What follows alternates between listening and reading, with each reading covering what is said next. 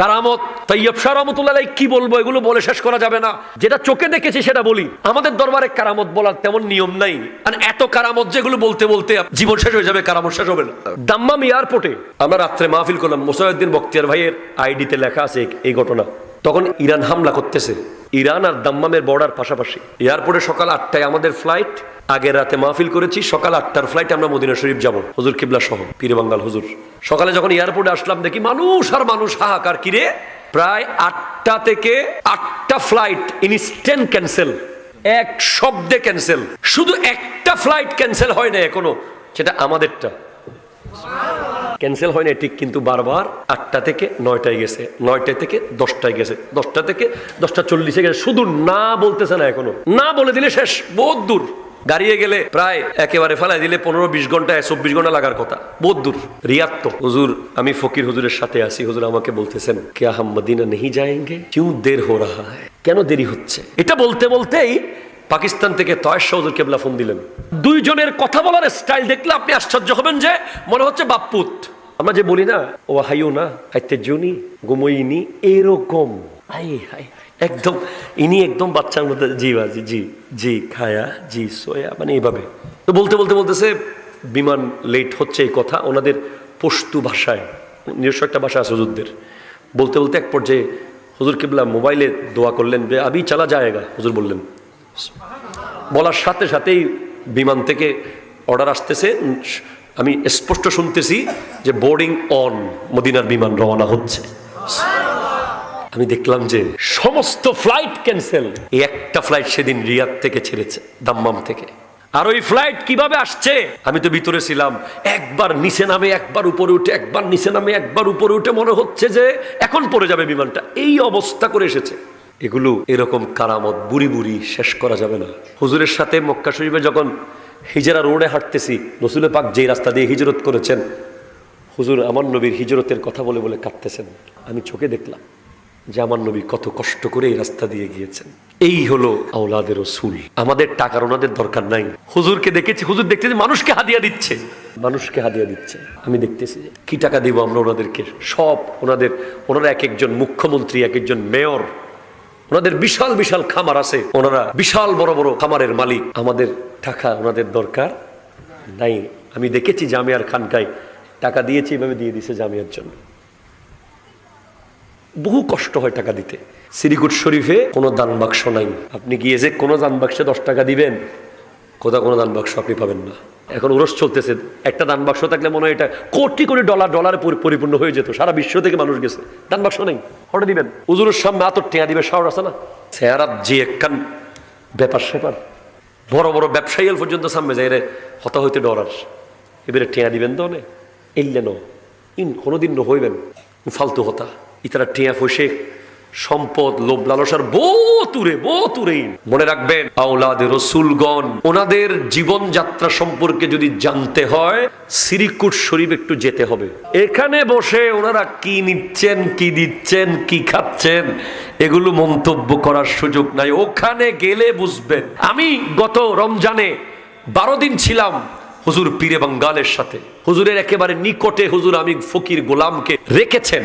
সেখানে আমি দেখেছি যে আয় হাই হাই, পীর কাকে বলে ভাই। এই যুগে এত বড় একজন পীর, সিনেটর অফ পাকিস্তান, যিনি মুখ্যমন্ত্রী ছিলেন খাইবার পাখতুয়া এলাকার, গোটা পাকিস্তানের সমস্ত প্রশাসন যাকে এক নামে চিনে, সৌদি আরবের প্রশাসন যাকে চিনে, উনি দেখলাম যে হুজুর জোহরের নামাজে গেছেন আমরা সহ।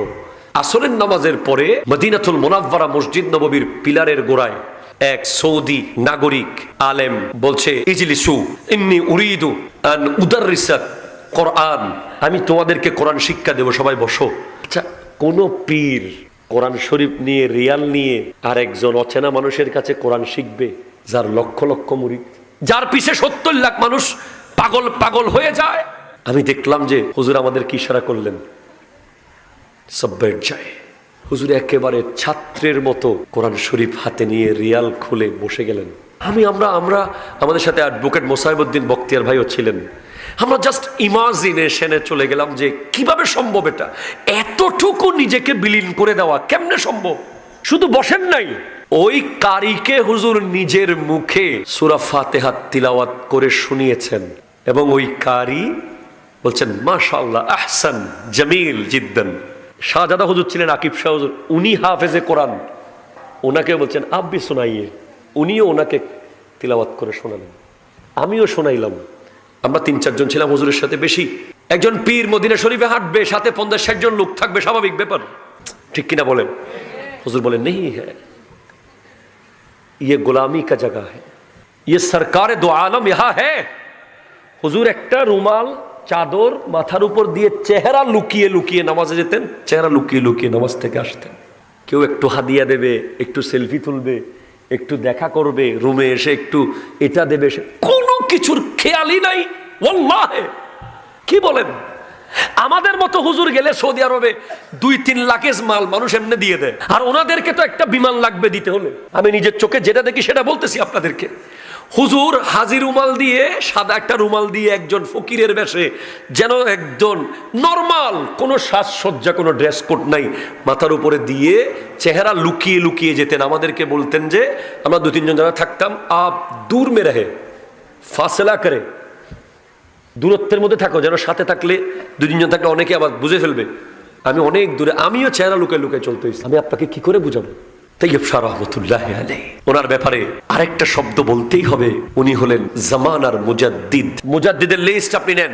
প্রথম শতাব্দীর মুজাদ্দিদ হযরতে ওমর ইবনে আব্দুল আজিজ, দ্বিতীয় ইমাম আহমদ ইবনে হাম্বল, তৃতীয় ইমাম নাসাই, চতুর্থ ইমাম বাইহাকি, পঞ্চম ইমাম গজালি, ষষ্ঠ ইমাম ফখরুদ্দিন রাজি, সপ্তম ইমাম তাকিউদ্দিন সুবকি, অষ্টম ইবনে হাজার আসকালানি, নবম জালালউদ্দিন সুয়ুতি, দশম মোল্লা আলী কারি, 11তম শেখ আহমদ সরহিন্দি ফারুকি মুজাদ্দিদে আলফে সানি, 12তম হযরতে শাহ মহিউদ্দিন আওরঙ্গজেব, 13তম শেখ মুহাক্কিক আলাল ইতলাক শাহ আব্দুল হক মুহাদ্দিস দেহলভী, 14তম আলা হযরত ইমাম আহমদ রেজা খান ফাজিলে বেরলভী, আর 15তম মুজাদ্দিদ হলেন আল্লামা সৈয়দ মুহাম্মদ তাইয়্যিব শাহ রাহমাতুল্লাহ আলাইহি। আমার নবী স্পষ্ট বলছেন, ইন্নাল্লাহা ইয়াবআসু লিহাযিহিল উম্মতি আলা রাসি কুল্লি মিয়াতি সানাতিন মান ইউজাদ্দিদু লাহা দীনাহা। আল্লাহ প্রত্যেক 100 বছরের মাথায় এমন একজনকে পাঠান যিনি আল্লাহর এই দ্বীনকে সংস্কার করেন, নতুন রাস্তা বানান না, বরং বানানো রাস্তাকে কোনো জায়গায় ভেঙে গেলে সেটা ঠিক করে দেন। আনোয়ারা থেকে, চট্টগ্রাম থেকে আনোয়ারার যে রাস্তা, সেটা হয়তো কোনো এককালে তৈরি হয়েছিল ছোট্ট আইল, সেখান থেকে সেটা আর একটু মোটা হয়েছে, তারপর আর একটু বড় হয়েছে, তারপরে সলিন হয়েছে, তারপরে পিচডালা হয়েছে। রাস্তা পরিবর্তন হয় নাই, যেটা ছিল সেটা আছে। যুগে যুগে শুধু সেটাকে সংস্কার করা হয়েছে, সেটাকে মডিফাই করা হয়েছে।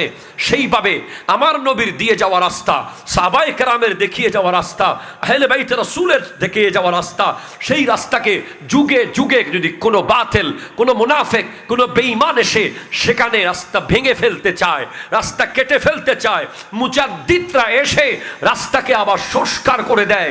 তেমন একজন মুজাদ্দিদের নাম হলো তাইয়্যিব শাহ রাহমাতুল্লাহ আলাইহি। জোরে বলেন সুবহানাল্লাহ। মুজাদ্দিদ, মুজাদ্দিদের যোগ্যতা কি? বিশ্ববিখ্যাত লেখক, বিশ্ববিখ্যাত মুফাসসির, হাদিস বিশারদ আল্লামা জালালউদ্দিন সুয়ুতি রহমতুল্লাহ আলাইহি। ওনার বাড়ি কি চিটাং?